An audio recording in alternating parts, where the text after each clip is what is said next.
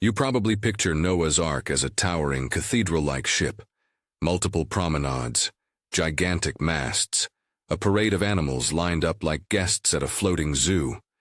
Paintings and cartoons have taught us to imagine scale and spectacle.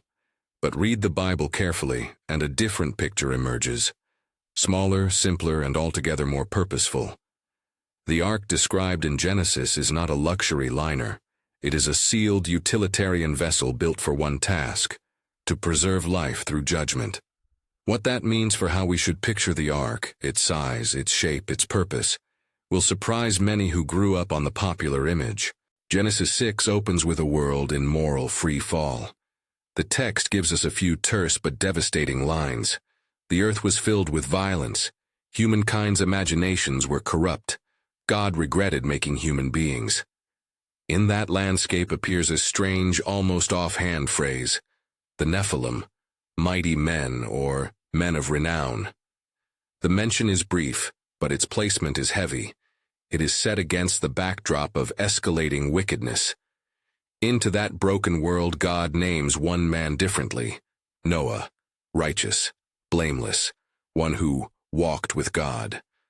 The story turns on the contrast between human renown and God-pleasing righteousness. The ark is the instrument that emerges from that contrast, not a symbol of human grandeur but a sign of obedient survival.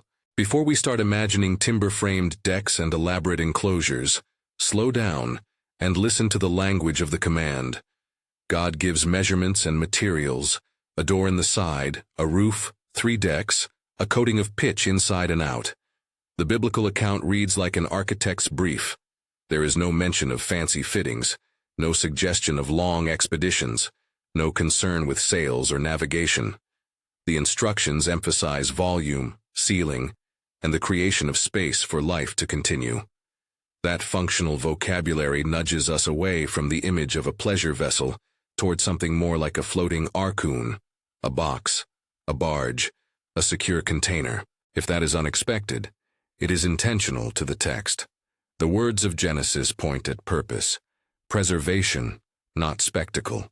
Consider this: if your goal is to keep species alive through a planet-wide deluge, what matters most is internal space, protection from water, and structural simplicity that minimizes risk points. The dimensions are precise. The author tells us length, breadth, height in cubits. 300 cubits long, 50 cubits wide, 30 cubits high. There is a roof, an entrance in the side, and 3 internal levels. The pitch seals the vessel. Those details are sober and practical. They read like instructions from someone more concerned with survival engineering than with show. If you enjoy careful Bible study that challenges what you think you know, subscribe for more. This series aims to take the text on its own terms. No spectacle, no mythologizing, just patient reading and faithful theological reflection. The world of Genesis 6 matters because it frames the ark. The mention of the Nephilim raises the stakes. Here is human strength and fame corrupted by violence. The phrase mighty men evokes power celebrated and unmoored from God. Genesis places that phrase in a chapter that repeatedly insists humans had turned inward toward their own imaginations. Imagination used for harm. Picture a culture in which power is idolized, where might is admired without regard for God's justice. That is the scene into which God decides to act. The ark, then, is not an endorsement of human prominence. It is a countermeasure, a way for God to preserve a faithful remnant rather than to preserve the powerful. Noah's character is the hinge of the narrative. He is singled out precisely because he is not swept up in the orbit of renown and violence. Righteous, blameless, and walking with God are not mere decorations in the text. They are explanatory. Noah's obedience, his willingness to build the ark when commanded, marks the counter-cultural quality the story commends. In a society that prized the strong and celebrated renown, Noah builds a practical, humble vessel and follows God's instructions. The theological trajectory the author wants us to see is clear. Faithfulness, not fame, is what God values.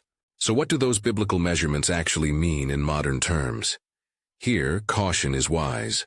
The cubit varied in the ancient world. Scholars debate exact lengths.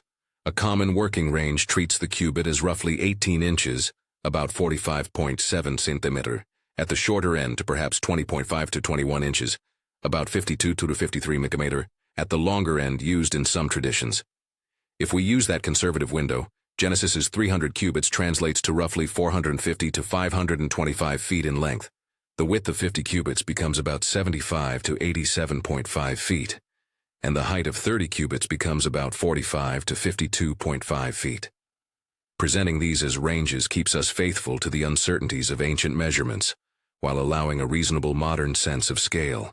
What does a vessel roughly 450–525 feet long look like? It is large. There is no denying that. It could be comparable in length to a World War II Liberty ship or to a long river barge. But here is the crucial point. Large in absolute terms does not translate to being a grand liner with ornate decks and public promenades. The proportions implied by 300 x 50 x 30 cubits give a squat, rectangular block, longer than it is wide, with low height relative to its length.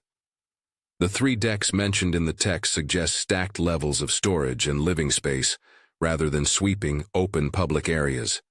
Imagine a sealed warehouse on the water, partitioned to hold people, animals, and provisions. Functional, not fashionable. That rectangular box-like profile matters theologically. The ark's shape signals purpose. It is a container, not a statement of human vanity. The narrative's language of pitch, a door in the side, and a single window at the top underscores sealing and protection. The ark is, in effect, a floating ark, an enclosed, weather-sealed preserve of life. The image of a floating zoo, animals on parade with people strolling past enclosures, collides with these small, pointed details in the text. The ark's design is about safeguarding, not display. Artists and storytellers have reasons for their grand visions. A boat with towering decks makes better theater than a sealed barge. But our interpretive task is to let the biblical language correct our aesthetics. The narrative's simplicity resists sensationalism. The ark's modesty is part of its theological beauty. God's saving work does not require human grandeur. He chooses a humble man, gives modest instructions, and preserves life through an unostentatious means. That is a recurring biblical theme.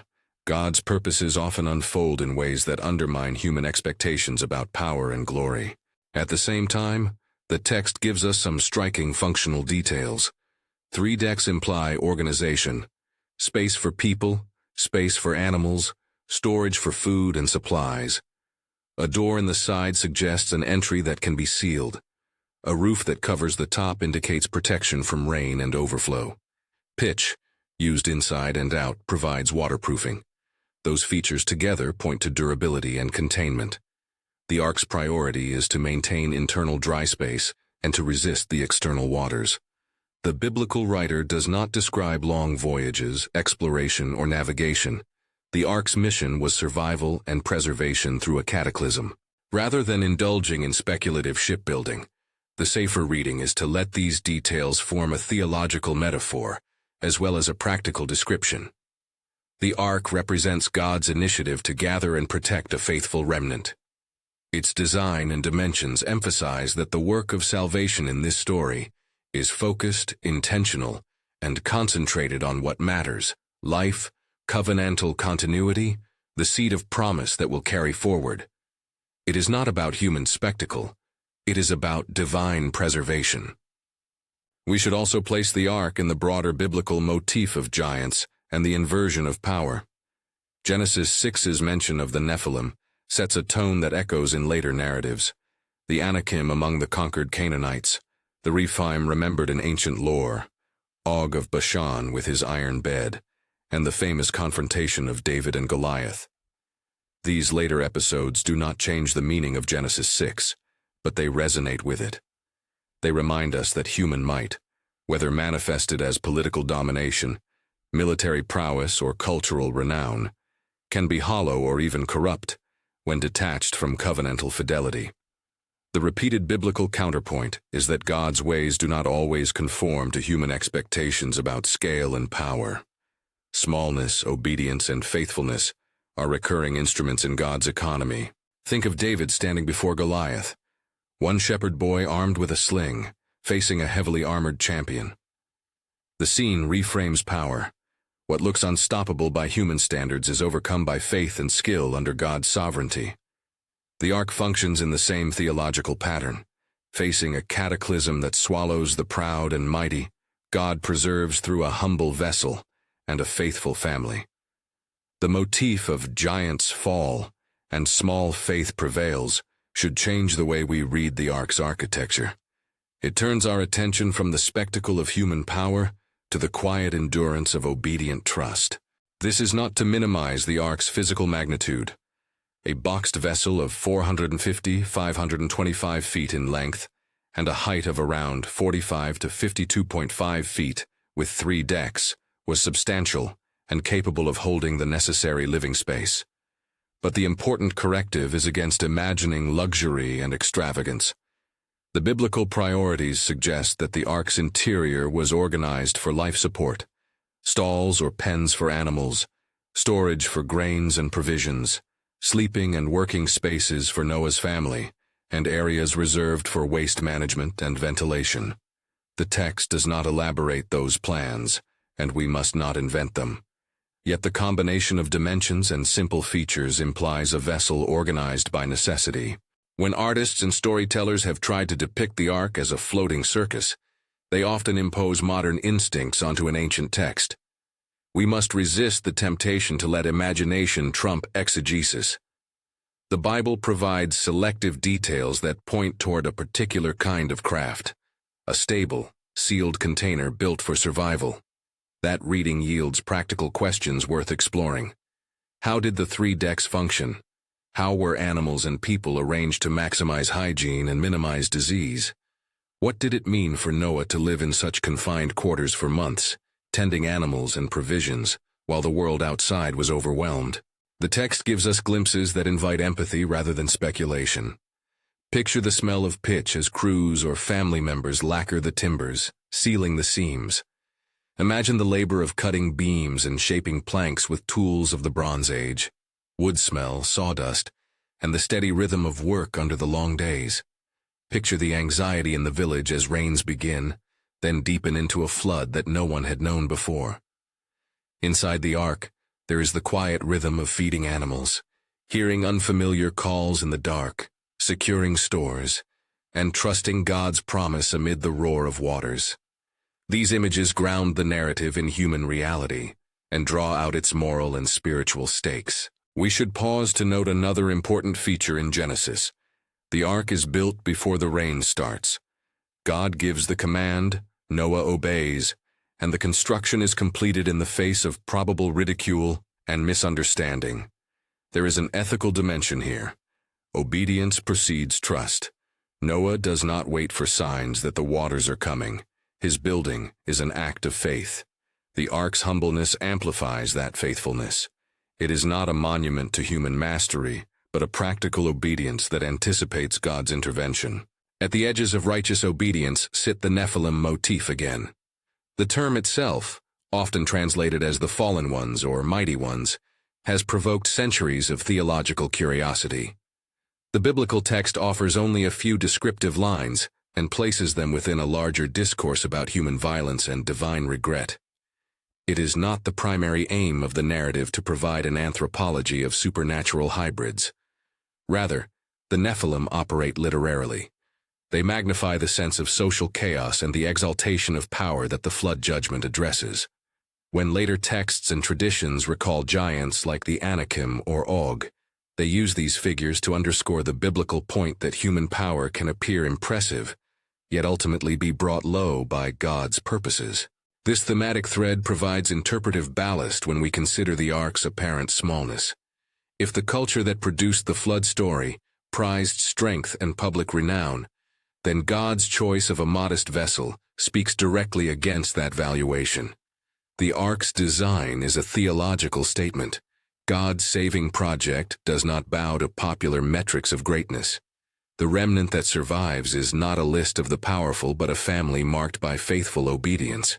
The ark's compactness keeps the focus on what matters, life and covenantal continuity, rather than on human spectacle. Now, to visualize the ark within our modern frames, hold in mind the conservative cubit range we noted earlier, and imagine a vessel approximately 1.5 football fields long, about the width of a modest office building, and tall enough to house 3 functional decks. Reframe the popular image. Take away promenades, pianos, and public walkways. Replace them with partitioned spaces for animals, stores of seed and grain, and narrow passageways for human movement. Picture a single door on the side, sealed from the outside, and a roof that lets in light through a small opening. That alternative image is less glamorous, perhaps, but it resonates with the biblical emphasis on contingency and survival. It is helpful to compare the ark to other large but utilitarian structures we know. Think of a long freight barge or a warehouse converted to float. Those are not glamorous, but they are robust, efficient, and designed to hold goods securely. The ark's proportions and features, flat sides, sealed seams, multiple levels, more closely align with such functional vessels than with a grand passenger liner. The biblical writer uses occupationally plain language: pitch, cover, window, and door. The vocabulary is not about navigation or long sea journeys. It is about construction and sealing. This reading should also temper modern fantasies of the ark as a vessel designed for sport or spectacle.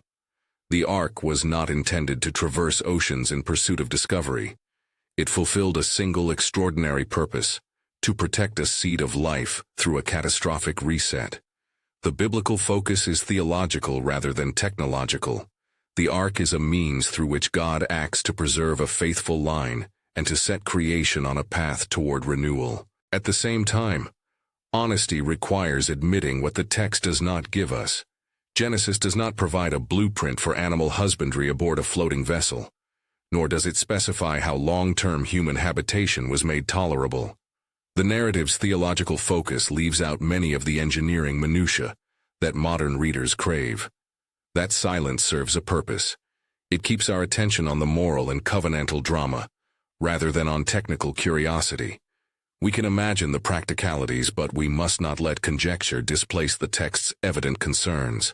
As the rain begins and waters rise in the narrative, the ark's design proves its purpose.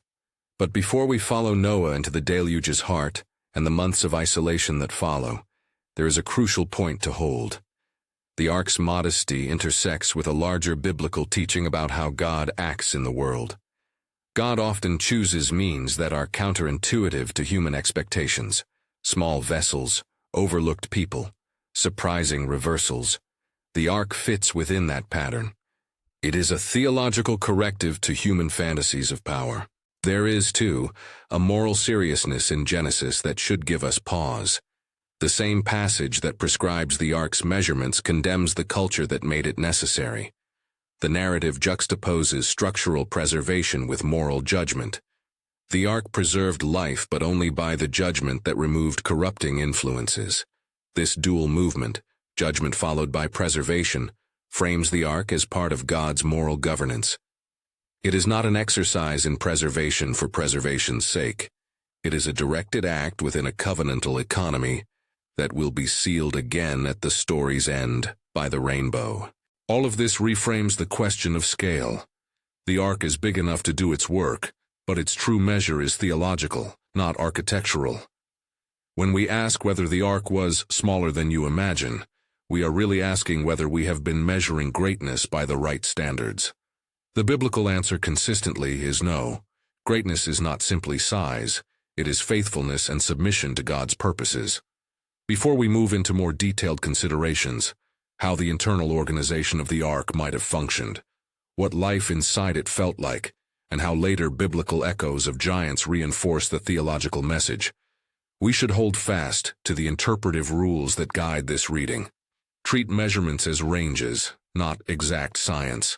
Allow the text's sparse details to shape our imagination, rather than permit our cultural fantasies to fill in the blanks. Appreciate that the ark's practical features point toward a deliberate, modest instrument of God's preserving grace. There are further tensions to explore. For instance, the ark's sealed. Enclosed nature prompts questions about air, ventilation, odor control, and the well-being of captive animals. The mention of pitch as a sealing agent implies an awareness of the need to prevent water ingress, but it also suggests a closed environment that required oversight and care. How did those practical matters shape the experience of Noah and his family? Did the confined quarters intensify domestic tensions or sharpen spiritual dependence? These human realities deepen the narrative's psychological and moral texture. Equally compelling is the social dimension. Noah builds in a culture that has abandoned covenantal norms. His neighbors mock or ignore him. His work is an act of public witness, yet the story does not show conversion or mass repentance before the flood, only an obedient remnant. That stark social isolation raises the question, what does faithful obedience look like in a world that refuses the same standard? Noah's labor is both private and prophetic. It secures life and speaks loudly about the accountability of a world that had gone astray. In the following section, we will examine the ark's internal life more closely and consider how the narrative's later references to giants, Anakim, Rephaim, and the like, throw light on the biblical pattern of subverting human notions of power. We will look at the lived reality of those enclosed months and what those realities tell us about the theological function of the ark. We will also consider how later biblical writers recall the flood to teach about obedience, judgment, and covenant. But before we go further, pause to reflect on one enduring image: the door of the ark, shut from the outside. That door is no mere architectural note. It is a narrative hinge. It signifies the moment when human choice meets divine action, the boundary where God's promise and human obedience intersect. Noah obeys, enters, and the door is closed. What follows is not only the isolation of survival, but the beginning of a preserved future. The power in that image is less about the ark's external grandeur, and more about the moral clarity it manifests. Salvation given to those who align themselves with God's command. As we prepare to explore the ark's interior and the larger biblical drumbeat on giants and humility, keep in mind the corrective this story offers to contemporary assumptions about greatness. The ark invites us to ask whether our own measures of success, wealth, fame, cultural influence, might be similarly reversed by a God who values righteousness over renown. In considering the ark's modesty, we are invited to reorient our vision of what it means to be used by God in a fallen world. We will now turn to a closer look at how the three internal decks might have been organized, and what daily life aboard the ark likely demanded of its inhabitants. How would Noah and his family have partitioned space for animals and provisions? How did they manage the care of living creatures in close quarters? These questions lead us into the cramped, intimate realities of the ark's life. Realities that reveal the story's ethical and spiritual heart. How do you arrange life inside a sealed 3-story wooden box while the world outside is drowning? The Bible does not hand us a detailed floor plan, but it does give us enough clues, dimensions, decks, a door, a roof, pitch, that allow careful imagination grounded in the text. The ark's interior life was likely cramped, noisy, and intensely practical. That is part of the point. The story invites us into the everyday labors of preservation, feeding, tending, storing, guarding, and holding fast to prayer while chaos rages beyond the walls. Begin with the 3 decks. The text names them. It does not spell out their exact uses. Still, when you think in terms of human needs and the limited materials available to a Bronze Age household, certain arrangements make sense without descending into technical fantasies. One level would be dedicated primarily to people and immediate workspaces, sleeping areas for Noah and his family, places to process food, and workbenches for mending gear and caring for animals. Another level would be given over to the bulk of the animals, stalls and pens, feed stores, bedding material, organized to separate predators from prey and to manage smell, waste, and movement. The third level would likely store long-term provisions, grain, dried foods, tools, spare timbers, and containers of water and oil. These are reasonable inferences from the ark's described priorities: interior space, sealing, and preservation. The practical demands of animal care reshape our mental picture. Tending animals is not a romantic parade. It is constant labor. Someone had to be up before dawn to feed, water, and check on animals. In a closed environment, health and hygiene become existential matters. The risk of disease, parasites, and the contagion of crowding required careful attention. The biblical writer leaves those gritty details out because the story's focus is theological. But imagining the daily routine helps us grasp the human cost and spiritual discipline of Noah's obedience. Feeding schedules, cleaning pens, curing hides, tending to births or sickness. Life inside the ark was work that required patience, skill, and a daily recommitment to the task God had set before them. Ventilation and light are also implicit in the text's sparse details. Genesis notes a window, or opening toward the top, and a roof that covers the structure. Those features would be crucial for air circulation, and for a thin shaft of daylight to mark time and offer psychological relief in an otherwise enclosed space. Yet the small opening also underscores the ark's lack of comfort. There are no wide promenades for strolling, no open decks to watch waves. Instead, light would come through that single aperture, and through crude internal partitions. Ventilation would be functional, not generous. The ark's design keeps the focus inward, on survival and stewardship, rather than on outward spectacle. Consider the sensory environment. The tang of pitch while builders sealed seams, the rich smell of wet wood and livestock, the chorus of animal calls reverberating in a boxed wooden hull. Imagine the sound of rain and the distant groans of a world overturning, muffled by thick walls. Picture evenings lit by oil lamps, the family gathered around simple meals, the constant hum of tasks. That image is not romanticized, it is human and humbling. It moves the focus from theatrical grandeur to the sober endurance that real faith requires. The narrative gives us another structural emphasis, the door in the side. That door is a practical detail that frames the ark's movement from construction to habitation. It is also a boundary between the ordered life inside and the collapse outside. The closing of that door seals the covenantal act. Human obedience locks into place divine preservation. Thereafter, the ark is not a vehicle of exploration, but a safe room for the new beginning God intends. The door's closure is thus both practical and symbolic, an act of decisive obedience that separates the faithful remnant from a corrupt world. How long did this sealed life last? Genesis narrates a sequence of months that can be read straightforwardly.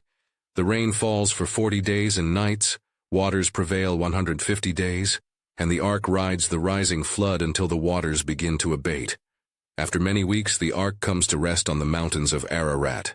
The timeline that follows, sending a raven, then a dove, the dove returning with an olive leaf, gives us a slow, patient arc from crisis to cautious hope. The narrative emphasizes time as a space of testing and trust. The family within the ark must live day by day, waiting for God's signal that the world below is recovering, and that they may step out to a cleansed creation. The episodes with the birds are theological and practical. Sending a raven that flies back and forth until dry suggests the persistence of life outside. Sending a dove whom returns empty-beaked twice, then once with an olive leaf, offers a narrative image of renewal, the first sign that vegetation has begun again. The dove's return with a leaf marks hope tempered by patience.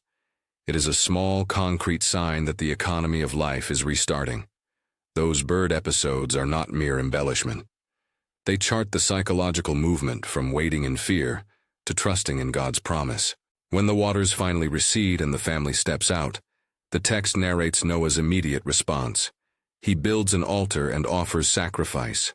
That act anchors the human response to divine deliverance, thanksgiving expressed through worship. God's response is the covenantal promise, never again to destroy all flesh by flood, and a sign given to establish that promise. The rainbow is introduced as the visible token of this covenant. It is not a scientific statement about meteorology. It is a theological sign, a way for humans to remember the divine commitment to creation. The covenant reframes the flood's horror within God's larger purposes, judgment, followed by restoration. This restoration, however, does not erase the moral seriousness of the judgment. The flood story is not merely about ecological reset. It is a stark moral critique of a society that had normalized violence and corrupted imagination. The ark preserved life, but the narrative insists that life continues under new moral conditions. God reissues commands to Noah and his descendants: be fruitful and multiply, exercise stewardship over the earth, respect human life. Those commands indicate that the post-flood world is not a blank slate for human license. It is an opportunity for renewed covenantal responsibility. Here, the motif of giants and the inversion of power returns. The post-flood narrative is followed in the larger sweep of Scripture by stories where formidable human powers are confronted and humbled: Anakim, Rephaim, Og, and later the intimidating figure of Goliath. These post-flood echoes do not suggest that the flood erased all traces of human strength or monstrous renown. Rather, they remind us that God's economy often subverts human calculations about power.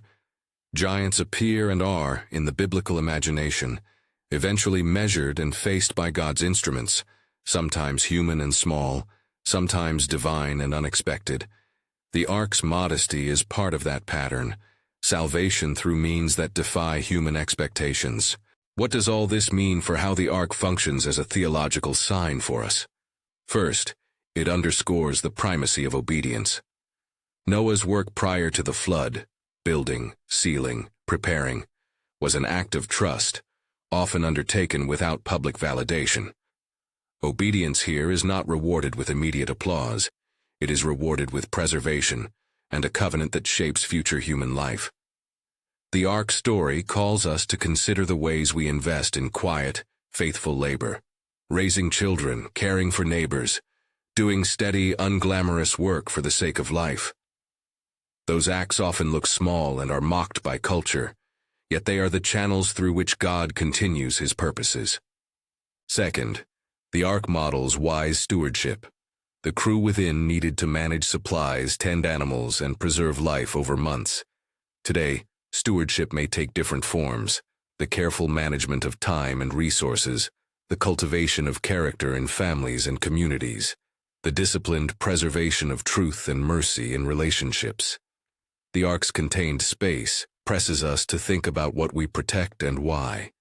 Do we prioritize reputation and renown, or do we prepare for endurance by investing in what sustains life and faith? Third, the covenant's rainbow invites a reorientation of hope. The sign is not an assurance against all trouble. It is a promise about God's commitment to the long arc of creation. Even after judgment, God chooses to continue with the world. The rainbow is a visible reminder that God remains committed to his covenant purposes. It reframes catastrophic divine action within a larger, gracious plan for renewal. Theological hope, then, is not naive optimism. It is trust based on God's revealed commitments. Throughout the narrative, the relationship between human agency and divine action is delicate. Noah builds, God brings the flood, and preserves. The text resists any facile equation that would make human effort the cause of divine favor. Noah's obedience is necessary but not sufficient. God's sovereign action is decisive. This balance guards against two errors. First, the idea that human righteousness earns salvation apart from God's initiative. Second, the idea that human passivity will secure divine protection. The ark story celebrates obedient activity that aligns with God's commands and recognizes that ultimate deliverance comes from God. We should also resist modern tendencies to turn biblical narratives into technical projects. The text's silence on certain practical points is not a defect. It is a theological choice. Genesis keeps the focus on covenant, character, and judgment, rather than on providing a manual of animal husbandry or hydrodynamics. When commentators speculate about ventilation systems or feeding schedules, they may offer interesting possibilities, but such reconstructions must be labeled as interpretive. The careful reader keeps the narrative's theological center in view, while allowing humane imagination to fill in plausible day-to-day realities. That said, the human dimension of the ark story invites empathy. Consider Noah's family, A small household bearing the solitude of prophetic obedience, the strain of feeding and caring for many living creatures, and the spiritual labor of sustaining trust across months of uncertainty. Their experience prefigures the Christian life in a fallen world, faithful endurance in a context that often misunderstands or ridicules righteousness. The Ark becomes a theological classroom where patience, perseverance, and daily obedience are formed. The interior space of the Ark is a place where character is tested and faith is proven. Throughout Scripture, God appears content to work through small means. A shepherd boy defeats a warrior. A young woman's faith changes the course of a family. A humble ark preserves the seed of promise. These patterns are not accidents. They form a consistent theological rhythm. God's use of modest instruments highlights his sovereignty and shows that human grandeur is not the measure of divine favor. This rhythm also humbles the reader. If God often chooses smallness, then our own measures of success may need recalibration. The motif of human power and its limitations deserves a final word. The biblical narrative does not simply mock human strength. It warns against its unmoored celebration. When power is detached from justice, compassion, and covenantal faithfulness, it becomes a destructive force. Genesis 6 places the Nephilim and the mighty men within a landscape of escalating violence, and that landscape precipitates divine judgment. The Ark is the corrective action of a God who refuses to let injustice become the norm. It saves not because the saved are perfect, but because it preserves the possibility of covenantal renewal.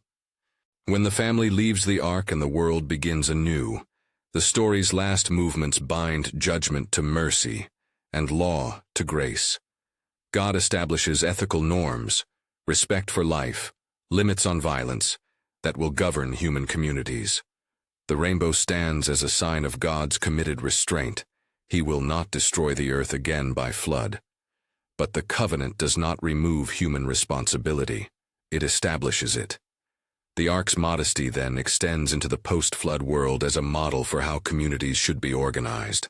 Small acts of faithful service, attention to the vulnerable, and structures that protect life rather than aggrandize power. How does this ancient narrative speak to us today? It confronts contemporary instincts on multiple fronts. We live in an age that tends to equate size with success. Bigger platforms, louder voices, more visible influence. The Ark challenges that equating. It asks whether our investments are directed toward preservation of life and truth, or toward public spectacle. It asks whether we are building durable things, character, marriage, community, or constructing monuments to our own renown. Practically, building your Ark involves steady, sometimes solitary disciplines. It might mean choosing daily faithfulness in small routines, praying with family, mentoring a younger believer, showing hospitality to a neighbor, giving time to congregational ministry, speaking truth with love in a workplace. These are not glamorous tasks. They are the slow work of preservation. They do not promise applause. Yet the Ark narrative commends exactly this kind of patient fidelity. There is also a communal dimension. Noah did not build alone. Genesis suggests family involvement, and the care of animals implies a division of labor. Likewise, faithful endurance is often communal. Churches, families, friendships provide the practical framework that enables endurance during storms. The Ark's internal life reminds us that faith is not merely individual. It is lived in relationships where tasks are shared, where confession and encouragement keep vigor alive. Finally, the Ark invites us to trust God's covenantal faithfulness amid uncertainty. The rainbow is not merely an ancient meteorological sign. It is a theological promise that colors the future with divine commitment. When we face cultural collapse in some quarters, the Ark narrative does not tell us to withdraw from responsibility or to pursue safety alone. It calls us to obedience that aligns with God's revealed will, to care for life, to resist corruption, to steward creation responsibly, and to remember that God acts powerfully, often through small, faithful means. When you imagine the Ark now, no longer as a floating luxury liner, but as a stout, sealed vessel built for preservation, Let that image reshape how you measure things in your own life. Are we enamored by spectacle or by substance? Do we chase renown or cultivate faithfulness? The arc pushes us toward the latter. As the story reaches its final chords, the rainbow stands as a theological anchor. It is a vivid, visible reminder that even the most decisive divine judgments occur within God's broader commitment to renewal. The covenant marks the flood story as not simply an end but also a beginning, a reformation of human life under divine law and mercy. The ark is the hinge, a modest vessel that carries a promising future. Which image surprised you most? The sealed, warehouse-like barge or the parade of animals on a grand deck? Tell us in the comments which detail changed the way you picture Noah's Ark. If this careful reading challenged what you thought you knew, subscribe to follow more deep dives into Scripture that resist simple spectacle and aim for faithful understanding. And if you want to explore the thematic echoes of giants and power in Scripture further, watch our next video where we trace the biblical thread from the Nephilim to Goliath and show how God consistently upends human expectations about might and mercy. In the end, the ark calls us to small, steady obedience. It reminds us that preservation often looks humble, that God's saving work can come through the unremarkable, and that the true measure of greatness is faithfulness to the one who calls us to build, to wait, and to walk with him into a renewed world.